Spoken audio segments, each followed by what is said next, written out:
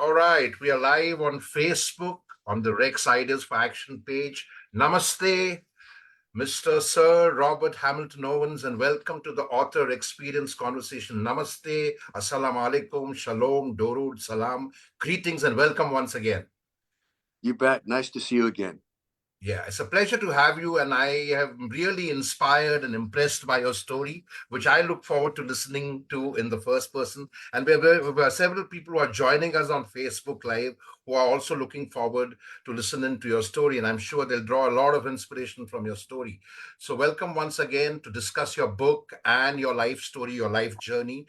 Uh, Sir Robert Hamilton Owens, who's served in the U.S. Armed Forces and the US Air Force, to be specific, has a great journey, has a great life story, which we will all listen into and draw inspiration from. That's his book, Beyond Average. Robert, just to tell you a little about the Author Experience podcast conversations, as mailed to you, we began this podcast during the COVID lockdown in 2020, and we are now in season 6. We curate and invite authors from around the world, global best-selling authors, people who have compelling stories, autobiographies to tell. So we are basically kind of doing this because we want to inspire people to transform, to move forward in their lives and go for extraordinary. And the premise of the Karma Kari Karishma, the Miracle Within book series, is that in life, at some points and many, we all break, and when we break, many choose to give up and break down, game over. But a few like you, like Bishop Priya, Sanjay Jha, Rusty Labushkagne, who's from Zimbabwe and now stays in South Africa, General Ian Cardoso, who's a soldier like you, who cut his own leg with a kukri, which is a knife from Nepal. He cut his own leg during the Bangladesh war and then fought the Indian government to say that he can still fight another war with an artificial leg, proved himself, and then fought another war. You know, typically a movie meant to be made in Hollywood as Men of Honor or Soldiers of Honor. Marina Lazarus was an actor and a coach from London, and then last week we began season 6 with Matt Friedman, who basically does a lot of work to stop trafficking, to address the issue of human slavery. And today we have you. So, welcome once again to discuss your book, Beyond Average. Thank you so much. Glad to be here. To begin with, we have a situation happening in Palestine. And like I told you, we began season 5, which was the last season, with Bishop Ria. Bishop Ria was responsible for facilitating the Oslo Peace Accord in 1992 between Israel and Palestine. And I think there was peace for some time in the region, in the Middle East region, but somehow, because of what the Hamas does or the Hezbollah does, and because of how Israel retaliates, the peace is always disturbed. And this time it's gone on for far too long. And I think there is a need for humanity to kind of stand up and speak out, because this is about keeping the flag of humanity flying high. As a as a veteran from the US Armed Forces, what are your thoughts about what's happening in the region right now and the support that US is extending to Israel, even though there is order from the International Court of Justice for Israel to cease fire? They refuse to do so. What any thoughts, any insights you want to share on that? It's a terrible situation. I was in the military as a combat paramedic. So I joined the military to save lives, not to take lives. Absolutely, absolutely. And so my heart goes out to the Israelis from October 7th situation, as well as for the Palestinian civilians. It's a no-win situation. Absolutely. Israel, as a little man in the neighborhood, always fights back harder than people expect. And sometimes that's not the way to go, especially when you're killing all kinds of civilians and children. But they've Especially survived. children, because it's over 15,000 children from the Palestine region who are dead now, who have been killed, rather. Yes. That's Uh, Robert, may I request you to kind of turn your phone so that we can see more of you? If you keep the phone horizontal, that would be better. All yeah, right. good. Unfortunately not seeing your image straight. You probably need to kind of change the settings on your phone. But okay, we'll go ahead with this. Yeah. So you were sharing your thoughts about how we need to all call out for peace. Yeah, it's a very difficult situation, and I don't know exactly the best way to proceed, except for that there must be a way to stop the bombing and save the children, and yet having Hamas using people as shields, it's so difficult. And so, smarter minds than I need to get together and figure out how we're going to do this. And I know that the world all has an opinion, and I'm just distraught to see the children and the families being so used and abused by the Palestinian leadership in Hamas and by the Israelis in the bombing. Right, right. And I think it's that which is affecting all the students in the United States today who come out on the streets, boycotted their examinations, boycotted their uh, graduation ceremonies, because you can see the kind of violence which is happening. Anyway, thank you for sharing your thoughts on that, Robert. And uh, we now move on with your story. So I would invite you to share your story, your journey of life, right from childhood to now, from your childhood when you face certain kind of concerns because of your health, to now when you are the most fittest and the most mentally toughest 72-year-old. So over to Well, you. first of all, that's not true. It was nice that they said that. I'm honored, but it's not true. There's lots of people that are more fit than I and are smarter than I. It was very nice, though, that the founder of Spartan Games looked at me one day and said, "Hey, Robert, you do stupid things. You're the fittest man in the Cubs." And I said, it's okay, relax, But he but thought it but was a but lot of fun. but it's always humbling and also a great honor when someone else bestows a honor onto you rather than you saying it yourself. But yes, I can see you're fit and tough. So over to you. The virtual stage is all yours. Please share your story in the next 9 to 10 minutes. Robert Hamilton Owens, honor having you, and I look forward to listening into your story. As I was mentioned before, I'm an orphan, and I was adopted at 3 months old out of an orphanage for babies. But just interesting for you, in the last 5 months, I found out who my parents were. I'm Wow. 72, and I just Congra- found out I am the Congratulations. product. I'm a product of an affair in the 50s between two military people, a woman and a man, and they were embarrassed what to do with me, so they brought me up 80 miles, gave birth to me, and then left me there. And so I had a number for the first 3 months, not a name. And then my parents could not have children, so they came and they adopted a girl, then they adopted a boy. And I was very fortunate that they adopted me because I was a special needs kid with bad legs and bad ankles, bad feet. And so they said I was cute, but I was messed up. They said, "We'll take him home." So they brought me home at 3 months old, and immediately got me to a place where they got me to a foot doctor, a podiatrist. They began to work on my feet and my ankles. And as you said, I learned to run unaided about sixth grade. And that was a lot of challenge because of poor self-worth. Little kids would come up and say, "Don't you know that you're a mistake?" And I'd say, "Am I a mistake?" And they go, "Yeah, you're a mistake. No one wanted you." And so I'd ride my bicycle home and say, "Mom, am I a mistake?" And they would say, "Who said that?" And I'd say, "One of their friends' children said, you're a mistake." And my mom said to me, "You go back and tell Terry we chose you, but his parents got stuck with him." So I rode my bicycle back, and said, "My parents chose me, your parents got stuck." And that was like in third grade. So as I grew up, it was just a traumatic kind of a thing. My mom got lupus and she got real sick, and she was a athletic physical education major out of UCLA. And she got real sick and was an invalid of sorts for the next 45 years, prednisone, cortisone. She died, and they resuscitated her. And then it was just tough watching your mom being carried in the house from the hospital and put on a couch. And then after school, ride my bike to the hospital and look at her in the hospital. And it messed with my head. Then I was sexually abused in the seventh grade and in eighth grade by older boys. And that got in my head. Like, this really messed me up. So it wasn't long that I was a swimmer, and my mom threw me in the water because I couldn't run, and I learned to swim, and then be at the beach a lot, surf, and those things, and I become a beach lifeguard.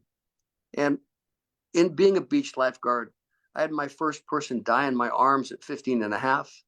And then I had my second person die at 16. And back then, they didn't say, how do you feel, or how are you processing, or what's your mental health? They just said, get over it. And I just had these things pile up and begin to drink. And I drank for probably, until I was 20, heavily, just not knowing how to cope with your issues. And so, if I would say to the listener anything, either you deal with your issues or your issues will deal with you. And I made a choice at 20 to get help. And in doing so, I said, I need help. I'm drinking. I'm going nowhere. And these guys said, you need to go in the military and be a combat paramedic. If you like rescuing people at the beach, you'd really like rescuing people out of airplanes. And so I did. I said, I need discipline in my life. And I made a decision to change my life and leave my area and start over again and embrace the challenge of growing up. And so fortunately, I feel like I grew up in the military. Why? Because of the expectations of exercise, discipline, authority, and learning how to become a paramedic and jump out of planes and helicopters to go rescue people in civilian situations or in military situations. And putting people in body bags, at 22, 23, 24, will grow you up. It's not like being a normal kid when you're rescuing people all over the world. Anyway, as it turned out, when I went in the military, these men said to me, you're just undisciplined and you're lazy, and you have so much talent if you'll just grow up. and if you just change. And that's when I made this decision. And so I said to these two military combat paramedics, tell me what to do. And they said, for the next 6 months before you go in the military, we're going to work you out. And you're going to stop everything and focus. And you've never focused in your life. We're going to teach you how to focus on one thing and do one thing excellently. And so they put me through training of what it would be like when I finally go in.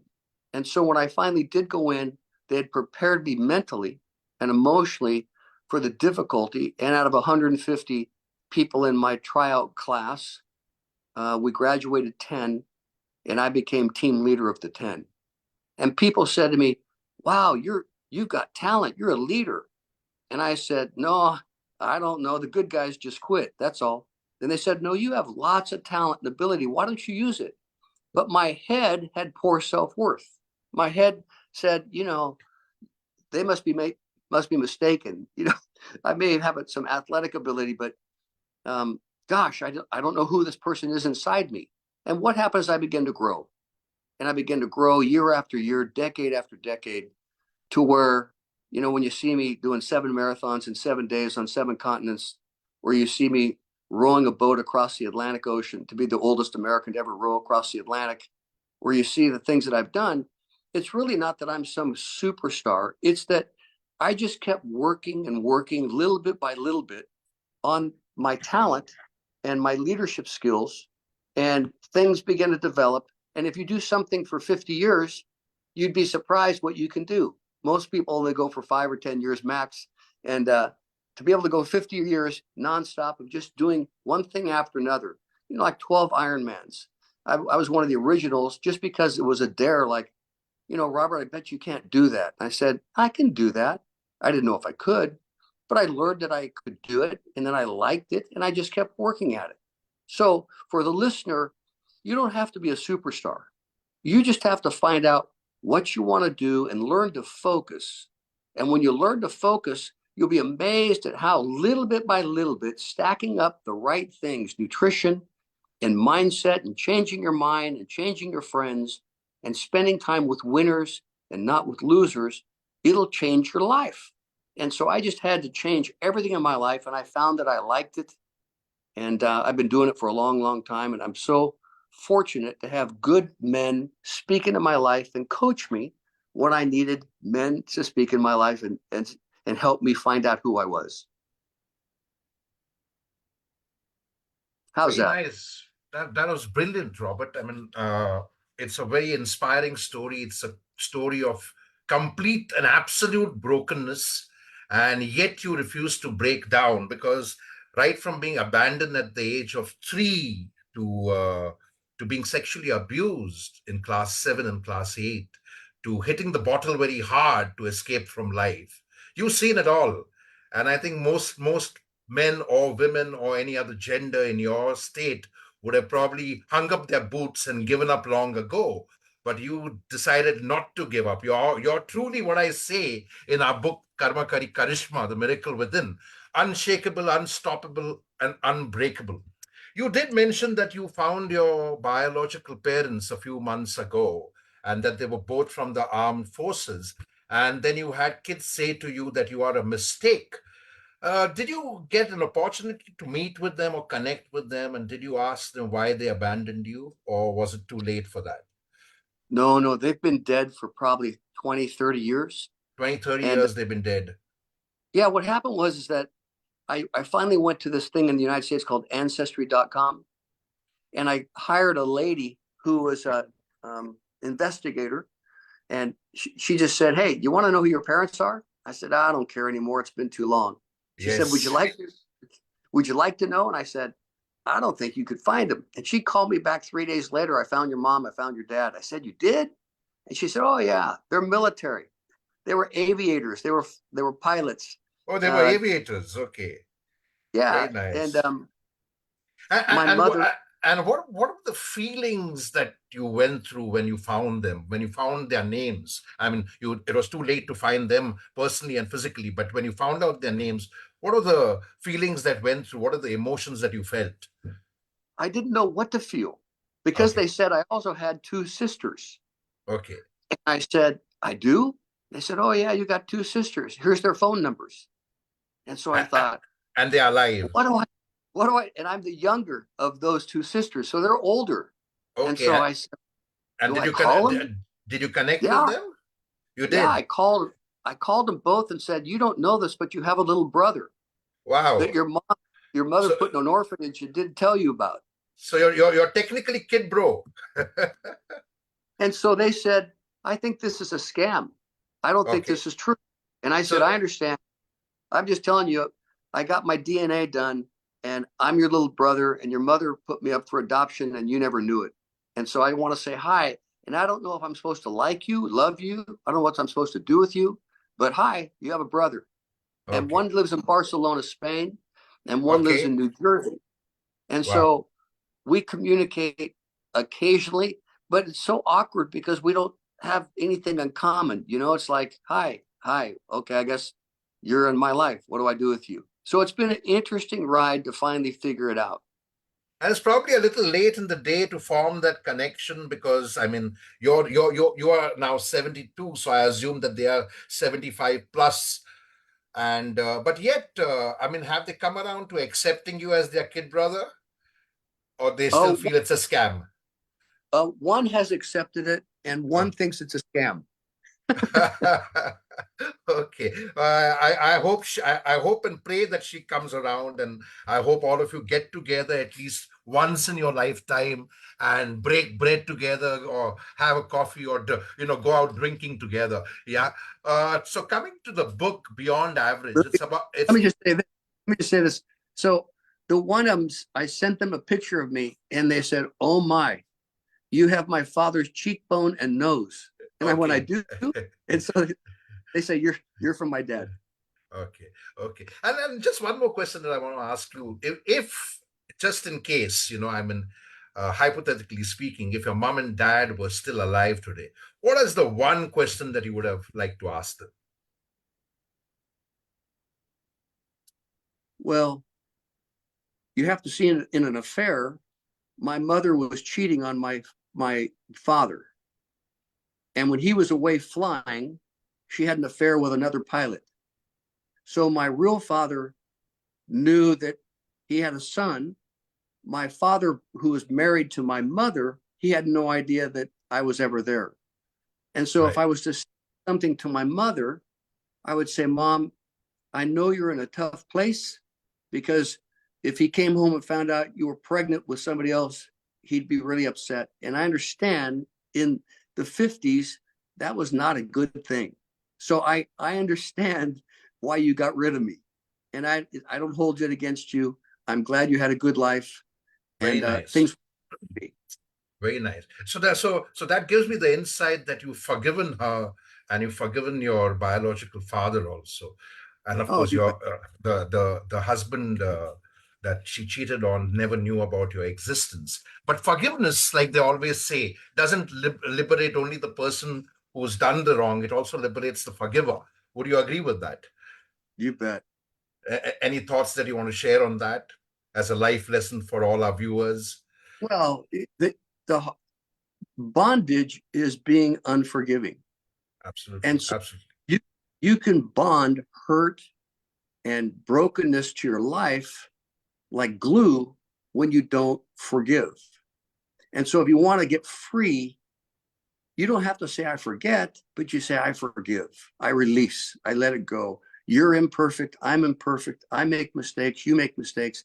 I let you go. And therefore I Very, don't care in my heart anymore. very And nice. a lot of people hold on to their anger and their bitterness, and they get cancer and they get all kinds of things because it eats at them. Absolutely. And that resentment and bitterness actually kind of eats away at them. You're so right. It's so true. I've seen it happen to some of the best people in the world who don't really understand that the power of forgiveness is that you liberate the self more than liberating the other person. So That's right. thank you for sharing that, Robert. I believe in the power of forgiveness, and I think that was the biggest teaching of Jesus Christ. Though I'm not a believer, I do believe that Jesus Christ's biggest teaching was forgiveness. Coming to your book, Robert, tell us more about your book, Beyond Average, and give us a few great insights on building that mental toughness and resilience, besides building on emotional uh, toughness and physical toughness. Tell us what are the basic insights and what is the 20X principle? The 20X principle is that there's 20 times more potential in you, me, people, than they've ever allowed someone to bring out of them, whether it's a coach or a mentor. And the reason that people don't grow is they don't want to be uncomfortable and they don't want pain, whether that's situational pain, relational pain, emotional pain, spiritual pain, mental pain. People try to stay comfortable and stay away from pain. But the only way you grow is to be uncomfortable and embrace suffering and find out that suffering is supposed to help you produce and grow confidence. Like, I don't like this, but I did it and I gained confidence. I do something else that's difficult and I don't want to, and someone helps me through it, and then I gain confidence. Like, it didn't kill me. I can do this stuff. And if you do something difficult every day that you don't want to do, don't have that sick. If you're smoking 20 cigarettes, only have 18. And that's hard for you. Or saying no to some sort of food because you want it, but you know it's not good for you. And if every day you do something difficult, you gain confidence and wins. And what people need is confidence that they can really do and be more than they think they can be. And so we train our young men and women that there's this 20 times potential. Like in my life, I went from couldn't run to being top of my class to being this athlete. And I didn't believe in me, but people believed in me and said, come on, Robert. And I trusted them that they would bring me through the pain of change and the pain of growth. And it has worked for me for a long time. So I have a great time talking and encouraging everyone that they still have more in them than they know if they would just embrace doing things that are difficult and growing. And people want to grow. Everybody wants to be an overcomer. Nobody wants to overcome. Everybody wants to be victorious, but nobody wants a battle. And so, it's that thing where you've got to take yourself on to grow. And so all your life, what is it you need to do to grow in what area? And for me, I needed mental growth, I needed emotional growth, I needed relational skills. I needed all kinds of things where I had to grow and change, say I'm sorry, didn't know any better, I'm trying to do better, and let mentors help grow me. And I'm so grateful for the the mentors in my life that said, come on, Robert, you can do this. It may make you miserable, but it's not going to kill you. And when you get on the other side, you'll be so happy. And it's worked out that way for my life. Very nice. And what are the key insights that you would like to share from the book? The key insights and the ideas for action. If I invited you to share five of those key insights from the book Beyond Average, what would those be? Number one, that every day there are challenges in front of you, and you get to choose to accept them or back off from them. For me, number two, I was challenged. I wonder if I could get in the same shape in my 60s that I was in my 20s. And I wanted to understand aging and what aging was like. And do you have to succumb to getting older, or can you take yourself on and grow and see your body respond? And so, therefore, I took the challenge of, I wonder what would happen if I trained like I was in my 20s. And it took me 3 years, but then I did these 5 events that people always ask me about. And I say, it took challenges to embrace the challenge instead of run from it or say it's not me, but to embrace the challenge and say, I think there's more in me still at my age. And see, 4 of the 5 things that I did, I was told not to show up because I was too old. And I said, oh, I can't come, huh? They said, no, we'll crush you. And I said, how bad? They said, well, you won't make it. And I said, all right. So I trained to the point where at the end of the 4 of the 5 things, people looked at me and I said, I know I'm too old. And they said, congratulations, you did it. We didn't think you could do it. And so you have to learn to develop that confidence. And number 4, I had to change the people that I spent time with. So I spent time with winners. I didn't spend time with mediocre people. I spent time who were champions, and champions think different than losers. And so my mentors, I went and found people that had done what I want to do and asked them to teach me and mentor me, which was humility. Would you invest in me by phone call, by Zoom, or in person? Would you give me the nuggets? And then after humility was consistency. Nothing big happens overnight, but it's every day doing a little bit, getting a little bit and a little bit better. And you'd be surprised what you can do with time in your eating, your sleeping, your focus. When you get a goal, and that 20 times principle comes out of you because you focus and you discipline, you walk in humility, you get teachable and coachable, and then you just grow and learn. And lastly, wisdom is, how should I think, and how can I think better? And I have a mind gym. I go to my physical gym, but I also have a mind gym where I work on my thinking. And so I am a deep breathing guy. I'm a mental resilience, mental toughness, mindfulness coach for the military and for collegiate university athletes and for business folks. And so I worked on rewiring my mind to think right instead of whatever I felt. And I learned to think about my thinking. And most people just think. And they think whatever they think is what they think.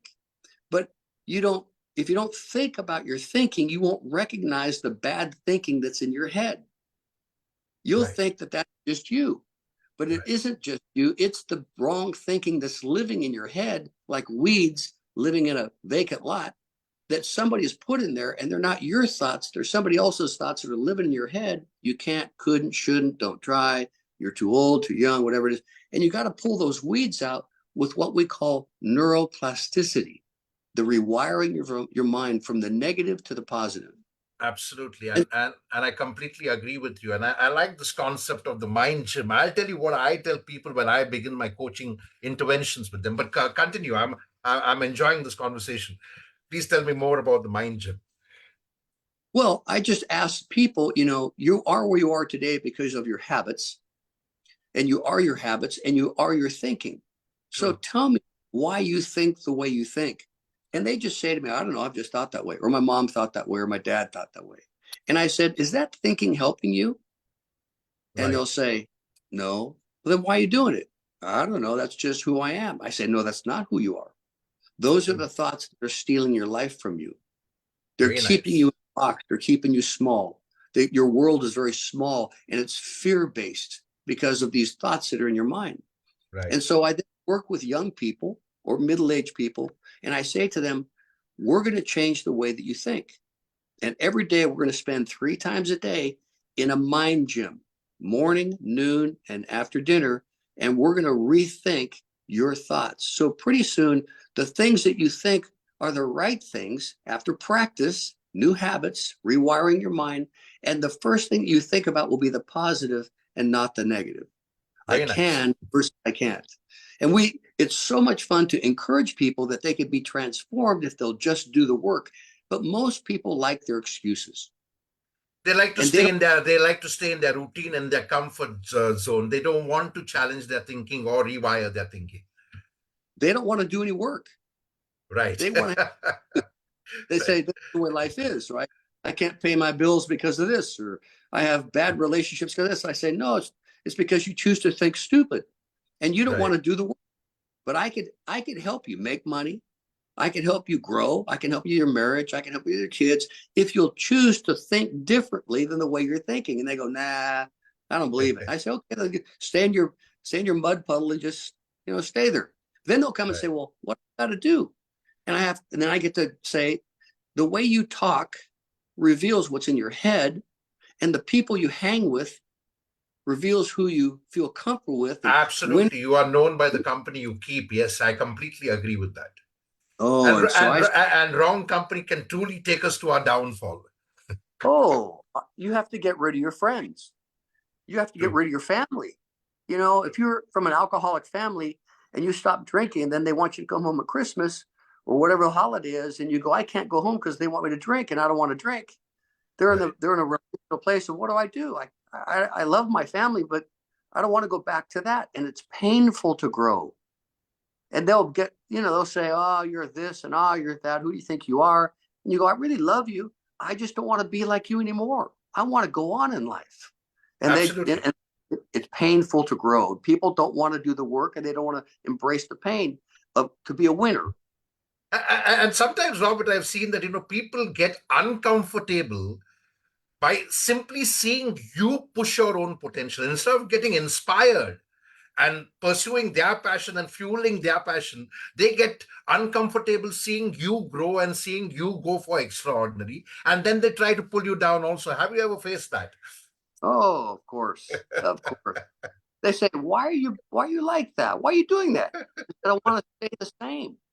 I want to Right. grow. Don't you want to grow? And they go, no, it's okay. My mom would like that. And I'm paying my bills. And I say, no, no, I want to do more. I want to be more. I want to have a richer life and accomplish more. And they say, relax, relax. Yeah, Who do take you it think you easy. are? Like the tall poppy syndrome. Like, don't if we get up real high, we'll knock you down. And so you Right. just have to. And that was when I went in the military, I had to say goodbye to all my party friends, all the guys I hung with. I said, I'm not going to spend any more time with you. And they said, why? I said, I got to change. And they said, why? I said, because I don't like myself. They said, why? You're a nice guy. I said, Right. because I'm a loser. And they said, why? Because we're all losers. And I said, because I see people doing life and having life and doing so much better than you and me. Ah, True. relax. No, I'm going to go for it. You just change. You just say, I got to go. And they just shake their heads. And then when they come back 4 years later, they say, what happened to you? And you go, I changed. And they go, you really did. How'd you do that? I tell them Right. and they go, oh, I said, you want to do it? And they go, oh, no, I don't think I can do it. Yeah, you can. No, I don't think. Yeah, you can. You just don't want it bad enough. When Right. you have a strong, when your why is so strong, I'd rather die than continue on this way. When you get in that place, I ask people all the time, why do you quit? Right. And they say, I just got overwhelmed. I say, okay, but once you quit, why'd you stay overwhelmed? Why'd you get back up and do it again? And that you're better than this. And they say, I just ran out of courage. I just ran out of, strength. I say, Come on, look at my eyes. I'll give it to you. You can do this. Let's go. And I pick them up and I help, and they go, really? I go, yeah, come on, whatever it is. And it's so much fun to encourage people that they can have a better life. And I Right. love doing. No, absolutely, and I think that's the gratification that one gets as a coach when people kind of move their needle and you see they working on their own thinking and improving their own lives and lifestyle. That gratification that you get all the money in the world cannot kind of give you, right? But at the same time, I've seen a lot of people who reach out to me for coaching. They sometimes they sometimes or most times they want the coach to do all the work for them. And I'm like, That's hey, right. hey, uh, let's understand the concept of coaching, because coaching does not mean that I'm going to give you advice and solutions about how to improve your life. But my only job is to simply make you think about your own thinking so that you can think about how to improve your thinking. And then with your improved thinking, you can think of solutions to any of the concerns that you have, right? Right. And it's all about getting people into that mode to think about their thinking so that they can think about how to improve their thinking and get into that improved thinking. And that's the difficult part, because in my andragogy and books, I use this term uncoachable. Many people don't want to move the needle, they don't want to change, they want to stay uncoachable, right? And that's a choice that they need to make, because just because somebody from their organization is telling them to go through a coaching, or somebody from their home is telling them to go for a coaching session or a therapy session, it won't work. And and I always explain to them that the principle of any self-support group, whether it's Alcoholics Anonymous or a Narcotics Anonymous or a HIV AIDS Anonymous, is that the person has to make that choice to come into the group. It cannot be That's that the parents are forcing you or your spouse is forcing you to go into that group. Any that's thoughts right. on that? Yeah. We all have the ability to make choices. Absolutely, and it's that choice which changes our consequences, right? When Listen, you I'm just gonna go, say, I'm 72 and I'm around a bunch of fat people and they have heart disease and they have high blood pressure and they have all kinds of medications. And they say to me, why do you do what you do? And I go, because I made a choice to not be like you. And they say, well, you're weird. I go, I am, because right. I don't want to be like the rest of my generation that's just waiting to die. Absolutely, and that's the sad part of the world, Robert. That when you are doing something different and it challenges them, they think you're weird, rather than understanding that they are not taking that step to do something different and change their lives, transform their minds, right? That's right.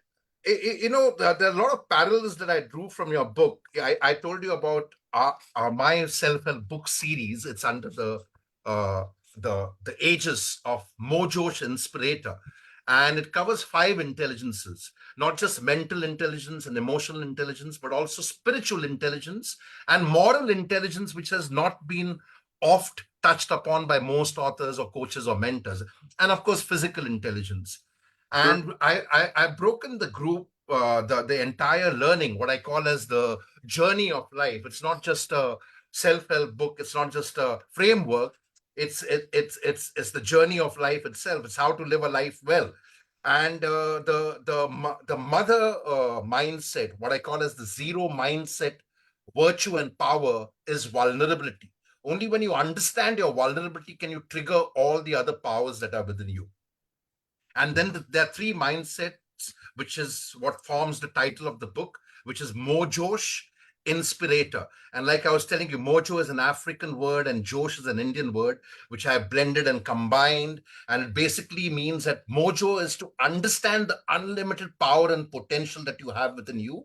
And Josh is to have the courage to stick your neck out and unleash and unpack that power and potential. And inspirator is again a coined word where I say, the more you inspire others, the more inspired you become to go beyond and go for extraordinary. And I heard you say that when you said surround yourself with people who are much better than you, who inspire you to move your needle, who are inspired themselves. So those are the three mindsets, and vulnerability, like I said, is the zero mindset, virtue, and power. And then we have seven virtues which start from enlightenment, temperance, which is balance, knowledge and wisdom, courage, transcendence, being humane and proactive citizenship. And then we have 21 powers, which starts with integrity. And, you can see that in the framework over there. Humor being one of the uh, biggest powers to kind of understand, because most people think humor is about laughing at a comedy situation or a stand-up comic, without realizing that humor means to learn to laugh at your own situation, that this too shall pass, and see some humor in that situation, no matter how grim or how gloomy and doomy it may be. Now Maybe for I should you, maybe I should just sign up for your seminar. Maybe you can coach me and mentor me. no, no, no, no. You are going to be a part of our event series. And that's what I'm going to show you, because you've been inspiring people for so long and to stay mentally tough. We formed a storytelling experience based on the Mojosh learning, right? With stories that we call Karma Kari Karishma. Karma Kari is the name of my book series where I write true stories of real heroes. And Karma Kari Karishma is the series where we are inviting people like you who are broken, who have been broken many times but refuse to break down. I'll just show you the video before I invite you to be a part of this and then tell you a little more about this. Let me just pull up the video for you. Okay. And it resonates with many thoughts that you've already shared so far, where you spoke about how suffering is very essential for people to embrace. Most people in the world try to pray to some god or pray in some church or some temple that God, don't give us any suffering, don't give us any pain, without realizing that pain and suffering are the biggest tools in your toolkit to unleash your true potential and emerge much sharper. So that's what this is all about. So I'm going to play from this part, which you can see Okay. over here, right? Uh, so that's the premise, that suffering, adversity, and pain is what helps us to learn and go beyond. So I'm going to start from here. I'm not going to play the whole video.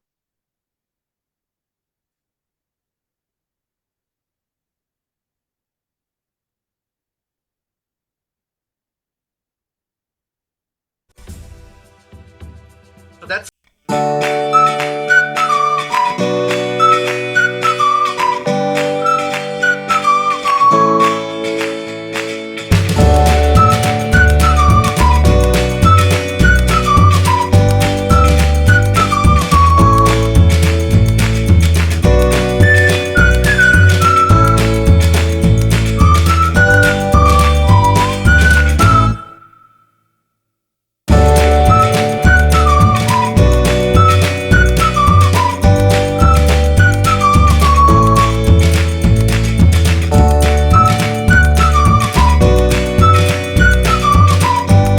she started losing eyesight during her young days in her teens.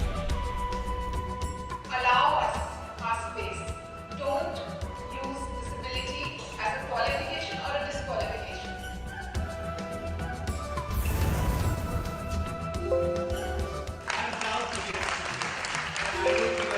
That's Sabina Ahir. She's a woman trapped in a man's body, and how she was ostracized from her family, how she was boycotted by friends, and yet she's broken through. How does it matter if I have paralysis neck downwards? The human spirit. So that's Girish Gogia, who met with an accident and lost complete mobility of his body. And when he comes up on stage and as he says, I am the positive man, I am alive. What about you? You don't need to give any more gyan and lessons to the audience, because they've suddenly realized that, wow, if these people can be positive and be alive, what are we doing with our lives? And, and, That's and right. the entire storytelling experience is based on three simple thoughts: the law of transformation, the science of resilience that you've already covered in parts, and life, leadership, and learning to learn lessons from our stories. So, any thoughts? We invite you formally to be a part of this. You can join the live event that we are planning to launch this year. It's a hybrid event, which basically means that there will be around 2,000 to 3,000 people in the live audience, but around 100,000 people plus joining us through the hybrid screen online from different parts of the world. And even our speakers can join online. So any thoughts that you want to share on the science of resilience, which is one of the most essential skills for people to develop? The science of resilience is doing difficult things every day and finding out that you can do things that you don't think you can do. And when you embrace that little bit of suffering, it will give you confidence and a daily win to then try a little bit more and a little bit more. And resilience is not being fragile. If you look up the word fragile or fragility or frail, it means to be easily broken. Easily broken. So when I'm training special ops military guys, we say to them, I'm going to put a glass of wine, a wine glass in a box, meaning we and you are the glass, and we're going to shake you to see if we can break this glass in the box, which is you. And we're going to teach you how to be resilient and not easily broken.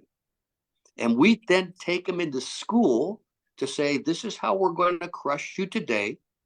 Do your breathing, get your mind right, and this is how you'll get through the exercise that we're going to put you through. And we're going to teach you that this is resilience and how to get through it. And we'll do that for 13 weeks. We'll do that morning, noon, and night. Jumping out of helicopters, going out of planes, rescuing people, difficult things. And we say, so this is the resiliency test today. And this is how you'll get through it with your mind first, and your thinking, and breath control, and anxiety restraint. And so we teach these young people how to become resilient. And then these skills transfer over to be married and to business and to jobs with bad bosses and financial issues and sickness, how to not be easily broken by the circumstance. And so resilience is something that can be learned, but again, you have to allow someone to shake your box, and that's a coach. And that coach says, we're going to help you do some things you don't want to do today. Very and nice. You're going to thank me at the end. You And help them to push their potential. It's so much fun. That's what happened to me at 20 years old. They shook Absolutely. my box and they said, but you're going to make it. But here we go. They shake your body. Look at me. Look, breathe. You can do this. We'll do it again this afternoon. We'll do it again tomorrow. And pretty soon you go, wow, I have the ability to withstand a lot of pressure. And that's called resilience. And most people don't understand it has to be developed through pressure and pain, suffering. And that's why it's very important to embrace pain and suffering as essential skills and tools that help us to kind of emerge better and become better and transform. That's right. You know, Robert, you spoke about fragility, and I think fragility could basically be bad, but the concept of vulnerability, which many people think is weakness, but what studies show you is that understanding your own vulnerability as a human being is actually true power. Any thoughts and insights that you would like to share on that? The more that you know about yourself, that's true power. But you have to go discover it. And how does vulnerability trigger that? Pardon me? How does vulnerability trigger that? What are your thoughts on that? Vulnerability means I'm open in my vulnerableness to be taught, to learn, or to find a mentor who shows me the way. And most people don't want to be vulnerable. They want to be together. Everybody's always together. But it's a lie, because we're always vulnerable. Every decade, I was vulnerable in my 20s, vulnerable in my 30s, my 40s, my 50s. It's just different seasons of again, growing in a place you've never been before. That you're vulnerable. Very true. Okay, Robert, thank you for sharing all those thoughts and life lessons and insights. Tell us a little about your family. From a kid who was abandoned at the age of 3 months to now being a father of 5 and a family man. Tell us a little about your family, your saner half, if I may call it that, and your kids. You would never know that my 5 children came from the same litter. The personalities are so different. Some are type A, driving alphas, others are real quiet, introverted, creative music types, and to see the 5 of them get along is really interesting. And the challenge is that whatever I said, it had to be different for each personality type. So I could say this to one and they'd get it. I say the same thing to the other one, they wouldn't get it. And so you have to then become a psychologist of what this what does this child need at what age, and it's different than what their siblings need. And so when you're developing personal growth in your kids, they learn at different rates, they learn different ways. I have a son, my oldest son, he only learns by pain. He only learns when he's in trouble or something's going wrong. And then he goes, oh, I guess I get it now. Others, I have a daughter, all you have to do is tell her one time, don't do that. This is why. And she goes, okay. And it's fine. And so each time you have to just figure out, what am I looking at? How do I raise him? Like I had a son who got really angry at authority. And I said to him, you need to deal with your issues because they're dealing with you. And he got 3, what we call in the US, DUIs, drunk under the influence while driving a car. Right. I know. So I know. on third DUI, he went to jail Okay. again. And I left him in jail for 6 months because he's the only one that learns by pain. And so Right. he didn't have enough pain yet in his life. So I left him in jail so he could have a lot of pain. And Okay. he'd write me a card, Dad, will you get me out of jail? I said, no, you need to be there. You like those people. Those are your new best friends. You're all stupid together. You're Okay. all stupid. You need to learn by pain and you're not suffering enough. And he'd write me a card, January, February, March, April, Dad, get me out of jail. No, you must need to like it because I'm looking for humility. I'm Right. looking for coachability. I'm looking for the pain to go, okay, I'm done. I'm going to learn. And finally, in the 6th month of being in jail, he wrote me a note. Dad, I messed up. I got issues. I wrote him back. Acceptance. He finally accepted. And I said, I can list 15 issues that you have. What do you think you need to work on? And he made me a list of all the stuff that he was not doing well. He got him in jail. Anyway, he said, I'm now accepting and I now need help and I'm humble. Will you help me? So I got him out of jail and I put him in AA and put him in some therapy groups, on why he's so angry and why he likes to fight, why he likes sports where there's contact, where you just hit people. And today he's 13 years clean and sober. He Very nice. married a lady who's also 13 years clean and sober. They have a little boy, and he's an airline pilot. Excellent. You know, Congratulations. Great, and now, great transformation. And thank you for sharing that story with such candor and honesty. Thank you so oh much. no, but the nice thing is now he's mentoring young people like he used to be, and Right. and he Right. tells me stories about who he's mentoring, and I laugh because that used to be him. But he's grown because he learned by pain. Some people Right. don't learn. Some people learn by just being told one time to learn, and they learn. So Right. everyone listening to you and I has a different way of learning. And some people never learn, and some people grow quickly. And the listener out there has to say, am I coachable? And can I change? And in what areas do I want to change? What areas do I do not want to change because I have my excuses? Absolutely. And so Absolutely. then they look at you and I and think we're crazy. And we say, no, we love you, but you're screwed up. You need to grow up and deal, whether it's emotional, relational, social. Some people can't buy a friend. Right. I had Right. they just they don't get it. I had a guy, he just divorced his 3rd wife. And I said to him, what happened this time? He said, she was messed up. And I said, oh, really? So you've picked 3 bad ones and it's their fault, right? And he goes, yeah. I said, you're so out of it. It's you, dude. You're messed up. You'll have a 4th and a 5th wife because it's always their problem. And Yeah. you can't see that it's you. So It's some people learn different ways. And you and I are laughing, but we're laughing because we've been through pain and they don't want to go into that pain and they very don't want true. to change. Very true. And I think that's exactly where humor comes in, to understand, to laugh at yourself, to laugh at your situation, and to also forgive yourself, right? That's right. Because we all make mistakes, and it's very important to forgive the self, because you made those mistakes. I made many mistakes in my life. We all make mistakes. As a part of the Mojo's Magnificent Seven storytelling experience, we have many people who are morally broken. For example, we have Michael Emmett. Michael used to be a narcotics trafficker and a gangster from the UK. who served around 15 years in prison, and after coming out, he like one of your friends who you just spoke about, had many divorces, abandoned his children, has now come out and completely reformed, completely transformed, is now helping other traffickers, other criminals and gangsters to reform and transform. So we can all get there. I mean, those experiments, human experiments, have been done to show you that the worst of sinners can become the best of saints.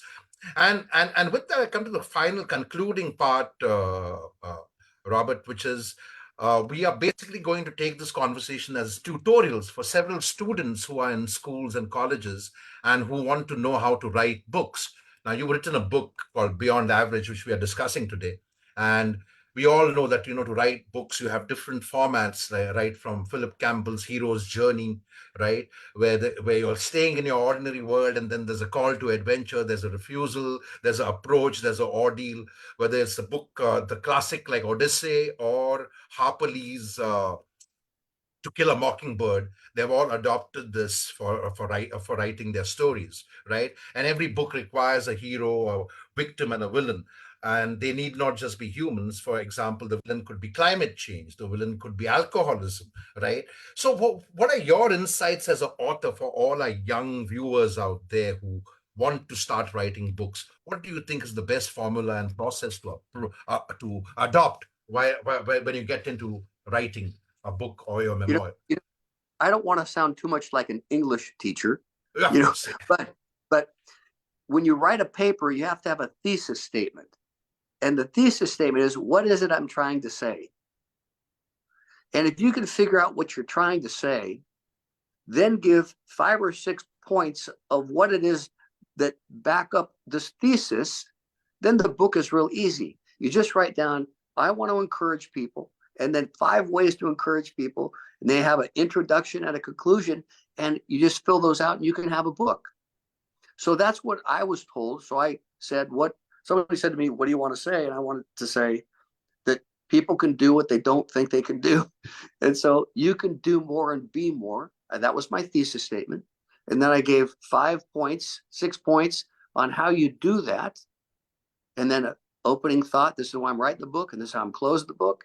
And all of a sudden, then I had to spend the time just writing on each of those thoughts, and everything began to mature and change. And it's not that hard once you figure out. It's not like just writing. It's like you have to have a point. In a speech, you have to have what you're going to say, then you say it different ways. So you can help kids write little books, 5-page books, 1 page per chapter or 2 pages per chapter, and help them learn to grow something. And they can learn the skill. Very nice. Thank you, Robert. Thank you for that. I'm sure that the students would benefit. What is the process you adopted when you got into writing a book, and how long did it take for you to complete your book? Well, I had a real difficult time. People asked me to write books for 20 years. Robert, where's your book? Where's your book? And I had no ego need to write a book. I say, I'm not going to write a book. Here, I'll give you a book that's really good. They'll say it better than me. And do you remember the author John Maxwell? Yes. Yes. I traveled 15 years with John Maxwell around the world. Okay. And so wow. he was one of my mentors on Right. leadership. John is And a so great mentor. Yeah. My last trip with John was in Beijing at Beijing University in the master's program on leadership. And I remember at the end of that thing, he got in the back of the bus with me. He said, now, where's your book, Robert? We've been talking 10 years. I said, I don't want to write a book. I don't have a need to write a book. I have nothing to say. He said, you need to write a book. So finally, somebody came to me and said, Robert, there are people that just want to hear your story. And why won't you share it with them? I said, because I'm lazy. I don't want to do the work. It's a lot of work. And then they said, no, here's the formula. And so if you can imagine, I wrote my book on my iPhone with my thumbs. I would be driving, I'd pull off the side of the road, and I'd just go thump, thump, thump, thump, thump, and write some stuff down and put it in notes. Then my notes would just fill up, and I'd come by and I adjust it, push done, and do this thing. And it took me about 1.5 years of just whenever I thought about it, go over here, you get inspired. Oh, I'll go write this down. And then I handed it to a guy and said, could you please clean this up? It's blah, blah. And he goes, hey, that's not bad. He just cleaned up. Says, is that what you're trying to say? I said, yeah. He Very said, nice. it was easy. But Right. and now So whenever a thought or idea hit you or insight hit you, you would just kind of pull off the road or take a pause and pen it into your iPhone, or rather kind of type it into your iPhone and then give it to someone to clean. That's the process you followed. Yeah, And because took then you I could just around. write words and change the paragraphs and stuff. And I have another book that I've written. I haven't published it yet, but it was so easy just because the first one gave me the template. Once you write one book, it's not hard because there's lots of different thesis statements. I have a thought on this, well, then develop it. Or I have a thought on this, we'll develop it. And you can teach kids or anyone to do that. I'm just glad that finally I got over it. And I got all kinds of books in my head. And I think, do I really want to put in the time, or how selfish am I, or how bad do I really want this to get out? Like my second book is How to Do Great Things. And what's the title of the second book? How to Do Great Things. How to Do Great Things. Brilliant. Okay. Okay. So that's the title, and you're going to teach us how to do great things. Brilliant. Very Or nice. it Epic. could be how to do impossible things. Okay. Yeah. So it's still work in progress. I look forward to that book too. And to finally conclude, Robert, thank you for your time. And thank you to everybody who's joined us on Facebook Live. Please do go and buy Robert's book, Beyond Average. And we'll wait for a second book to come out, which is How to Do Impossible Things. Robert, to conclude, what are the three life lessons that have served you well in your 72 years of being and living? Uh, can you share those with our people who are watching today? I can, but before I say that, let me say this. What I really hope is that the listeners who are listening to you and I, that they will write you and they will tell you what they learned. Like, that Robert Owens is stupid, never have him back again. Or I learned this today. And if you could get 500 responses, this is what I learned from this. Have more podcasts like this. They really help me. It would help you to know the kind of people that you want to have. So I'm asking Yes, the yes. listeners. And I always do that. I look for insights from everybody I learn with. I do corporate trainings, and most of the insights is what I then pen down at the end of the day and include them in my book. And completely agree with you on that. Okay. So I'm just saying to everybody listening, I want you to write now and tell us what you learned. Yes. Things for me is number one, humility. If you can walk in humility and ask for help, you'll find that people really want to help you. But most people don't have humility. And number two, are you coachable?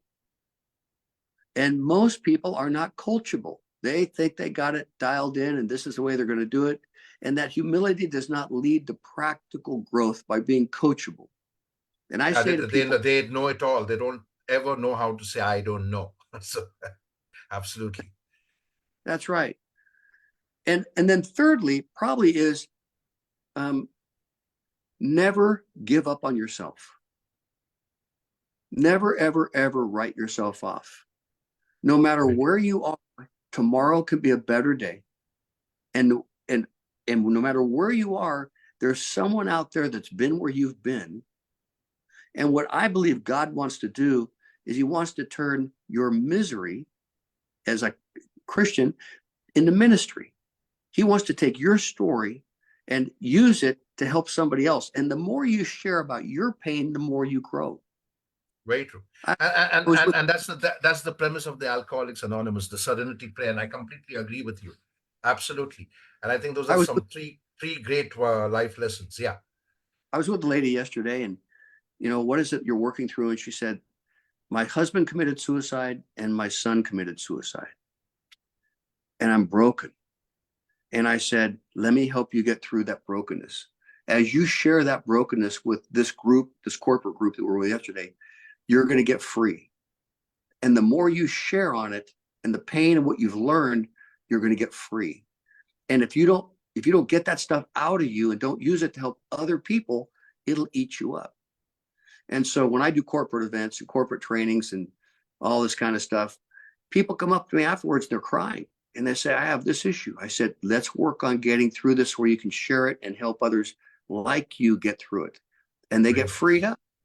So everybody's got no perfect people. Everybody's got issues. I say to my military guys, do you got issues? They go, no, I'm good. I said, God, you're such a liar. Everybody's got, Absolutely true. We are all humans. Even though we are divine beings on a human journey, we are still as human as it gets.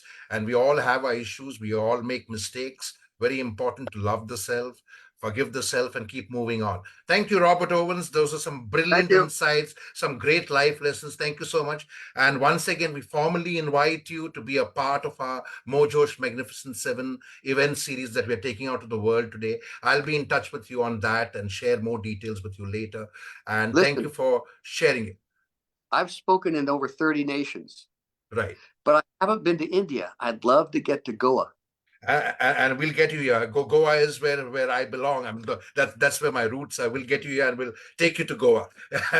All right. Yeah. Thank you so much, Robert. Pleasure having you with us, and thank you for sharing those brilliant insights and great life lessons. My love and regards to all at home. Thank you so much. And I Thank do you. hope you get together for that one meal or one coffee or one evening with your two sisters. See you. Thank you. Thank you. Thank you so Bye. much. Bye bye. Thank you.